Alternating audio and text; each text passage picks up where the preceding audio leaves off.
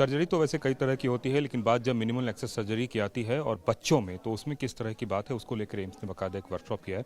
Doctor Sanjay, किस तरह से ये नया वर्कशॉप है और इसमें किन लोगों को ट्रेन किया जा रहा है बेसिकली? सो मिनिमल एक्सेस सर्जरी जैसे आपको बताया है बच्चों में भी होती है, और ये एक नया टाइप का वर्कशॉप है जिसमें हम लोग नर्सेस को ट्रेन कर रहे हैं। बहुत सारे वर्कशॉप्स होते हैं डॉक्टर्स के लिए होती है खाली, ये हम लोग अपने जो नर्सेज हैं, बिकॉज बैकबोन तो यही होते हैं सर्जरी के नर्सेज, सारे इक्विपमेंट इंस्ट्रूमेंट्स कैसे पकड़ाना है, कैसे करना है, कैसे उसका देख रेख करना है, तो ये वर्कशॉप उस दिशा में है। और ऐसा ज़्यादातर होता नहीं है कि नर्सेज के लिए भी आप ट्रेनिंग वर्कशॉप करें, तो बहुत सारी नर्सेज आई हैं, यंग नर्सेज हैं, सीनियर नर्सेज हैं जो करा रहे हैं मिनिमल एक्सेस सर्जरी, मगर अब वो बेसिकली एक साथ बात करके पूरा ट्रेनिंग करते हैं उनकी हर तरह के न्यू मॉडर्न इक्विपमेंट्स में और मॉडर्न इंस्ट्रूमेंट्स में कि उनका देख रेख कैसे करना है। क्या बच्चों की जो देख रेख है ये बड़ों से क्या अलग होती है कई मामलों में? सो जो बच्चों के इंस्ट्रूमेंट्स और इक्विपमेंट होती है वो बहुत डेलिकेट होते हैं, छोटे होते हैं और फाइनर होते हैं और बहुत महंगे होते हैं, तो इसीलिए देख रेख में थोड़ा ज़्यादा निगरानी और ज़्यादा ख्याल की ज़रूरत होती है इन लोगों को, तो इसीलिए बस बाकी इंस्ट्रूमेंट सेम होते हैं बट थोड़े ज़्यादा डेलिकेट होते हैं। सर, एक ममता की बात होती है, माँ वाली फीलिंग आती है बच्चों के साथ अगर कोई जुड़ा होता है, तो ऐसे में नर्सों को उस हिसाब से ट्रेन करना कितना मुश्किल है या कितना समझाना आसान भी है? नर्सेज आर द बैकबोन हमारे मेडिकल इंफ्रास्ट्रक्चर का। आपने जो सवाल पूछा है वो बहुत अहम है। मैं थोड़ा सा ऐसे पीछे जाके अपनी बात शुरू करूंगा। तो जब हम अखिल भारतीय आयुर्विज्ञान संस्थान की बात करते हैं तो हम कहते हैं कि भारत का एक बेंचमार्क इंस्टीट्यूट है और हमारे ऊपर एक दायित्व आता है कि भारत में किस लेवल पे ट्रेनिंग होनी है, एजुकेशन होनी है, रिसर्च होनी है। पर हम एक चीज़ भूल जाते हैं, क्या हमें कल्चर एस्टेब्लिश कर रही है अपने देश में। सो एम्स के ऊपर ये भी दायित्व है कि बाकी मेडिकल कॉलेज में क्या कल्चर होगी। तो हमारी अगर सर्जिकल कॉन्फ्रेंस होगी तो हमें नर्सिस की ट्रेनिंग को अपने से आगे रखना है, इसलिए हमारी कॉन्फ्रेंस का जो फर्स्ट डे है उसमें नर्सिस को ट्रेन कर रहे हैं। A training of the nurses for the nurses and by the nurses. तो हमारी सीनियर नर्सिस हैं वो जूनियर्स को ट्रेन कर रही हैं। हम लोगों ने उनको सपोर्ट किया है, कोऑर्डिनेट किया है, सुपरवाइज किया है।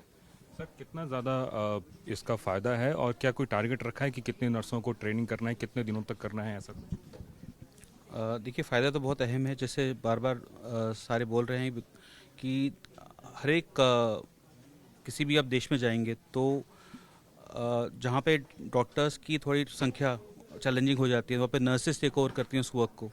तो उस तरीके से अब बहुत ज़रूरी है कि इंडिया में, बिकॉज हम इतने ज़्यादा हमारी पॉपुलेशन है और डॉक्टर्स कम है, कि भाई नर्सेस को एक रोल दें हम और ज़्यादा इंपॉर्टेंट पेशेंट केयर के अंदर।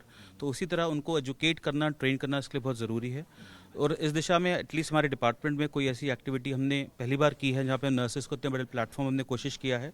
ये पहली मीटिंग है, बट ऐसी मीटिंग हम करते रहेंगे और ये बहुत ज़रूरी है ऐसी मीटिंग्स। मैम, ओटी के बाद बैकबोन जो है नर्सेज ही होती हैं, तो आप लोग उन लोगों को क्या क्या ऐसा बता रहे हैं कि कैसे आपको सब कुछ करना है आगे? एज दिस कि आप देख सकते हो कि this workshop took for the first time only.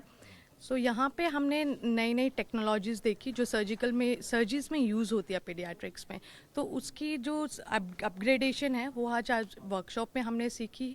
जो बेस्ट प्रैक्टिसेस है वो हमने सीखी, so that the surgical time also decrease and the patients की फास्टर रिकवरी हो सके और मिनिमम कॉम्प्लिकेशन हो ड्यूरिंग द सर्जरीज। सो आज वही हमने आज वर्कशॉप में स्टडी किया सर। आप लोग भी कैसा रहा आप लोग का एक्सपीरियंस अगर बात करें तो?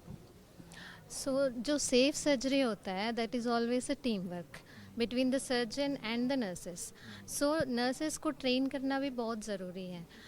मिनिमल एक्सेस सर्जरीज जो होता है वो बहुत कॉम्प्लिकेटेड भी होता है because shell is very small in size. बहुत छोटा स्पेस मिलेगा हमको वर्क करने के लिए भी, अंदर ऑपरेट करने का। इसको कैसे मैनेज करना है, इंस्ट्रूमेंट्स को कैसे हम मेंटेन करेंगे, मैनेज करेंगे, वो सारा इनको भी सिखाना ज़रूरी है। We are glad to have this conference. Ma'am, आपको लगता है कि इस तरह की कॉन्फ्रेंसेस की और ज़रूरत है या फिर ये काफ़ी? सर, इस तरह की कॉन्फ्रेंसेस की बहुत ज़्यादा ज़रूरत है क्योंकि जितनी ज़्यादा एडवांसमेंट हो रही है उतने ही ज़्यादा चैलेंजेस हैं।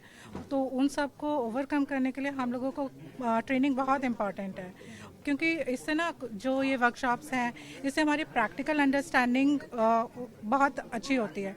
तो जब प्रैक्टिकल अंडरस्टैंडिंग अच्छी होती है तो हम सर्जन्स को बेटर असेस कर पाते हैं। तो समझने का ज़्यादा मौका मिलता है मरीज़ को इस तरह की ट्रेनिंग से?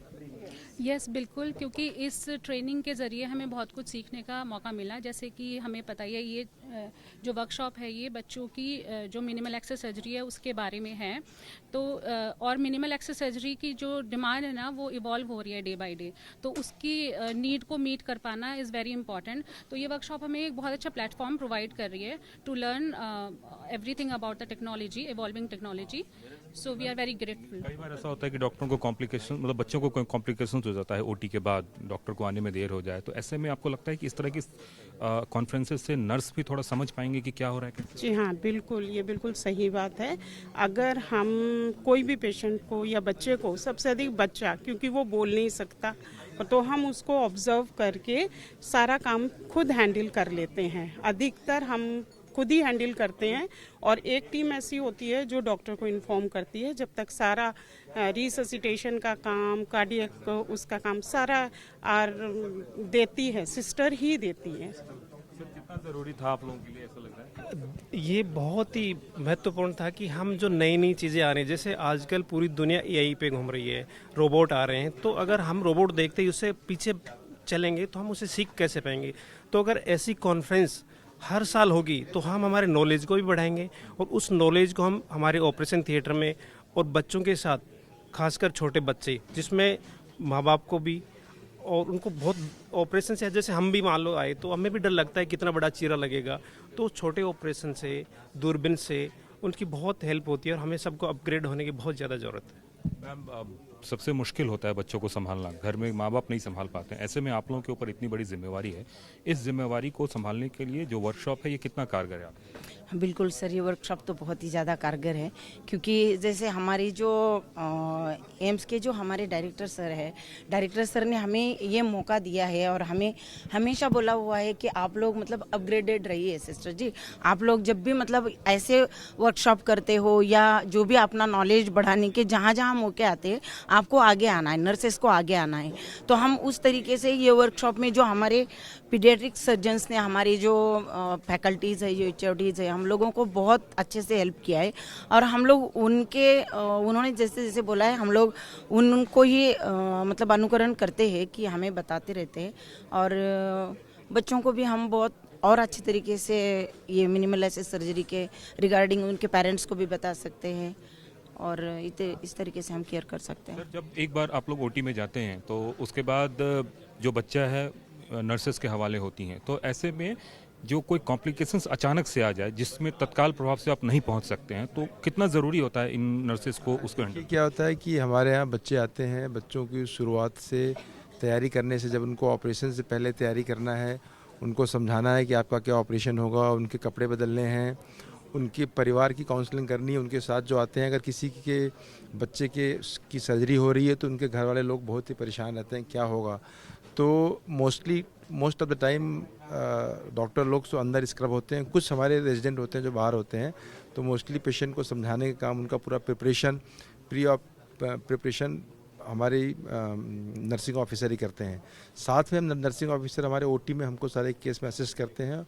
और उससे भी ज़रूरी क्या है कि जो सेफ्टी है, पेशेंट सेफ्टी, इंस्ट्रूमेंट की सेफ्टी, फिर काउंटिंग, जो हमारे इंस्ट्रूमेंट हम यूज़ करते हैं, जो सर्जरी के दौरान जो उपकरण यूज़ करते हैं, जो सामान यूज़ करते हैं, वो सही नंबर में हमने जितने लिए उतने वापस किए कि नहीं किए, बहुत ज़रूरी है, ताकि कोई सामान मरीज के अंदर छूट न जाए।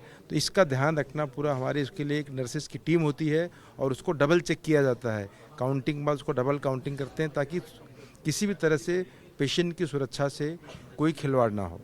निश्चित रूप से एम्स ने एक नई पहल की है। इस पहल में खास करके बच्चों की देखरेख में जो नर्सेज हैं उनको अलग तरीके से ट्रेन किया जाए और ताकि जो है कोई परेशानी ना हो। कैमरामैन राजू यादव के साथ कुमार कुंदन, TV9 भारतवर्ष, दिल्ली।